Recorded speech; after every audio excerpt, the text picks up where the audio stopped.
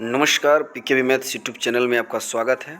मेरे प्रिय साथियों, आज हम 12 क्लास के इतिहास का 5 चैप्टर लेकर आए हैं। चैप्टर का नाम है यात्रियों के नज़रिए से। तो चलिए वीडियो को हम स्टार्ट करते हैं। इससे पहले हम 4 वीडियो बना चुके हैं इतिहास का। ये 12 का है। पहला क्वेश्चन है, तहकीक हिंद की किसकी यात्रा वृत्तांत है। तहकीक हिंद किसकी यात्रा वृत्तांत है? तो अलवर्नी का है। ऑप्शन नंबर ए है। सेकेंड क्वेश्चन है, दिल्ली से दौलताबाद किस शासक ने अपनी राजधानी को परिवर्तित किया था? तो मोहम्मद बिन तुगलक ने दिल्ली से दौलताबाद अपनी राजधानी को ले गया था। अलवर्नी किसके साथ भारत आया था? तो अलवर्नी मोहम्मद गजनबी के साथ भारत आया था। ऑप्शन नंबर बी में है।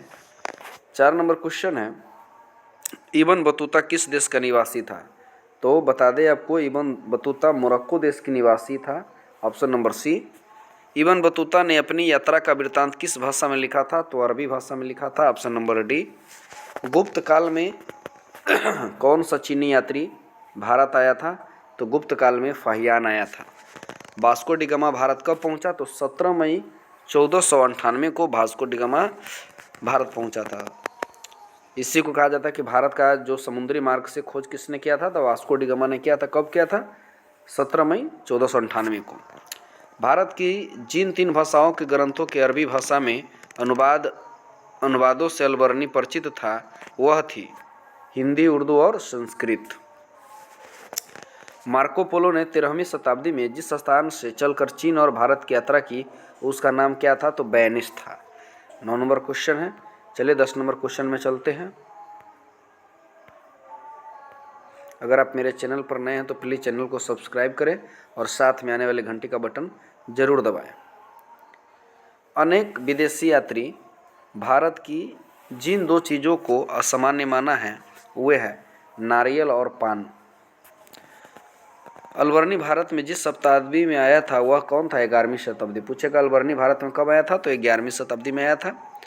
इब्न बतूता की भारत यात्रा को जिस शताब्दी से संबंधित माना जाता है वह है 14वीं शताब्दी। फ्रांसवा वर्नियर या फ्रांसीसी वर्नियर जिस देश से भारत आया था उसका नाम क्या है? तो नाम से ही स्पष्ट है, फ्रांस से ही आया था। इब्न बतूता के अनुसार उसे मुल्तान से दिल्ली की यात्रा में जितने दिन लगे थे उसकी संख्या कितनी थी? 40 दिन।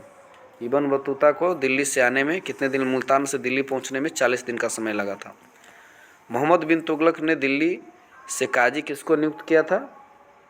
तो मोहम्मद बिन तुगलक ने दिल्ली में जो काजी नियुक्त किया था, इब्न बतूता को नियुक्त किया था।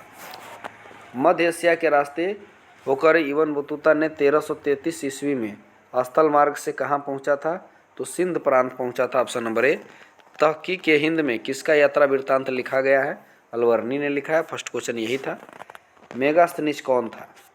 तो मेगास्थनीज राजदूत था। तो कहाँ का राजदूत था? तो यूनान का राजदूत था और यह चंद्रगुप्त मौर्य के दरबार में भारत आया था। किताब उर रेहला में किसका यात्रा वृत्तांत है? तो इसमें इब्न बतूता का है। ऑप्शन नंबर सी। भारत की डाक व्यवस्था का वर्णन अपने यात्रा वृत्तांत में कौन किया था? तो इब्न बतूता ने किया था। मोंटेस्क्यू नामक फ्रांसीसी दार्शनिक ने किस यात्री के विवरण के आधार पर प्राच्य निरंकुशवाद के सिद्धांत को प्रतिपादित किया था? तो बर्नियर ने। अब्दुल रजाक समरकंदी नामक यात्री में किसका यात्रा वृत्तांत को पढ़ा और उससे प्रेरणा लिया? तो इब्न बतूता से। Option number B. अपनी आंखों के सामने सती प्रथा का दृश्य देखकर कौन विदेशी यात्री मूर्छित हो गए थे? तो इब्न बतूता। इब्न बतूता जिस समय भारत आया था उस समय सती प्रथा का दृश्य देखा। अपनी आंखों से वह दृश्य देखकर क्या हो गया? बेहोश पड़ गया था। कौन बेहोश पड़ा था? Ibn Battuta. 23 नंबर क्वेश्चन था। 24 नंबर क्वेश्चन, लाहौर में एक 12 वर्षीय बालिका को जबरदस्ती सती बनाए जाने की मार्मिक घटना को आंखों देखा हाल किसने वर्णन किया? तो बर्नियर ने किया था। एक 12 साल की लड़की को सती प्रथा का शिकार। सती प्रथा में आप जानते हैं कि जब पति मर जाता है तो पत्नी के गोद में रखकर जीवित पत्नी को ही पति के साथ ही उसको जला दिया जाता था। मोहम्मद इब्न जजिये ने मोरक्को के सुल्तान के कहने पर किसकी यात्रा वृत्तांत लिखा था? तो इब्न बतूता ने लिखा था। किस नगर को अथवा उसके किले का वर्णन प्राय अधिकांश यात्रियों द्वारा किया गया है? तो ग्वालियर के किले का वर्णन किया गया है। भारतीय अध्ययन संबंधी बाधाओं का वर्णन किस विदेशी यात्री ने किया है? तो अलबर्नी ने भारत की यात्रा में जो बाधा था उसके बारे में वर्णन किया है। मध्ययुगीन यात्रियों को सरताज किस यात्री को कहा गया है? तो मार्को पोलो को। जैसे घोंसलों को पक्षी छोड़ता है उसी तरह किसी यात्री ने यात्रा हो जाने हेतु अपने घर को छोड़ा है, इब्न बतूता ने बोला ये बात। हुमायूं के दरबार में कौन अफ्रीकी यात्री आया था? तो इनमें से कोई नहीं है। यात्रियों का राजकुमार किसे कहा गया? तो ह्वेन सांग का। यात्रियों का राजकुमार किसको कहा गया? ह्वेन सांग का। कैप्टन हॉकिंस किस मुगल शासक के दरबार में आया था? तो जहांगीर के दरबार में। तंबाकू पर किस शासक ने प्रतिबंध लगाया था? तो जहांगीर ने लगाया था। आईने अकबरी किसने लिखा है? तो अबुल फजल ने।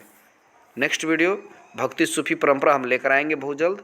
चलिए, अगर चैनल पर नए हैं तो चैनल को सब्सक्राइब करें और साथ में आने वाले घंटी का बटन जरूर दबाएं। वीडियो को लाइक करें और ज़्यादा से ज़्यादा शेयर करना न भूलें। Thanks for watching video.